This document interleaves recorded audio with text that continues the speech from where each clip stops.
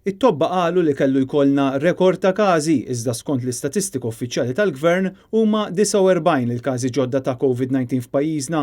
Dawn l-aħħar ċifri li ġew ippubblikati u li jagħtu stampa ta' kif qed tkompli tinfirex il-pandemija f'pajjiżna jikkonfermaw 6 każi oħra f'Monte Carmeli, 4 każi mill-kru tal-film Jurassic Park, 3 każi mill-klabb tal-futbol ta' Ħalbalzan u xejn anqas minn 36 persuna illi ma nafux kif ħadu l-virus.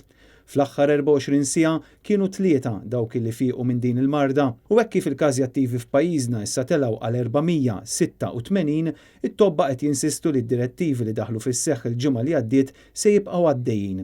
L-Assoċjazzjoni Medika Maltija tat ultimatum lill-Gvern biex jieħu azzjoni konkreta fi żmien 10 ijiem.